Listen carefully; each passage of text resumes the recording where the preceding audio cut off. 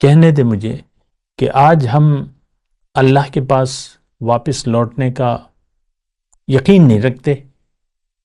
ہمارے خیال میں دیکھیں، میں وہ باتیں کر رہا ہوں جو اس وقت ہیں، جو ہم سوچ رہے ہیں اس وقت. ہمارے لیے یہ زندگی اصل ہے، اہم ہے. ہم سب ظاہر کی سوچ میں زندگی گزار رہے ہیں. دیکھیں آہستہ آہستہ آپ سوچیں نا اس بات پہ. ہم ظاہر کی سوچ لے کر زندگی گزار رہے ہیں، جبکہ ظاہر تو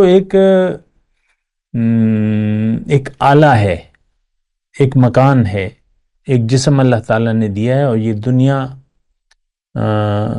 یعنی اس کا ایک نتیجہ ہونا چاہیے. اللہ تعالیٰ نے ایک خاص نتیجہ حاصل کرنے کے لیے دنیا میں ہمیں بھجوایا ہے، ایک زندگی دی ہے، ایک جسم دیا ہے، ہمیں طاقت اور قوت، ساری سوچ. آپ دیکھ لیں اپنے آپ کو.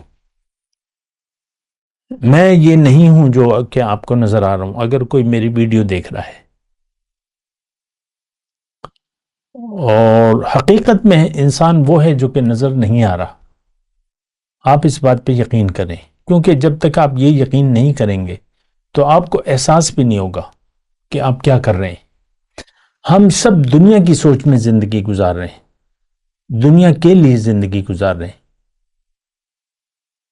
اور دین، قرآن، آخرت، نبی، ہدایت، یہ سارے ہمارے سوچنے کی باتیں نہیں ہیں. ہم نہیں سوچتے اس بات پہ کہ دین کیا ہے، کیوں ہے، اور قرآن ہمیں کیا بتاتا ہے، حضور صلی اللہ علیہ وسلم کی دعوت، اصل دعوت کیا ہے، آخرت کیا ہے، یہ قیامت اور یہ جنت دوزخ، یہ سب کیا ہے، ہم نہیں جانتے. بس سنی سنائی باتیں.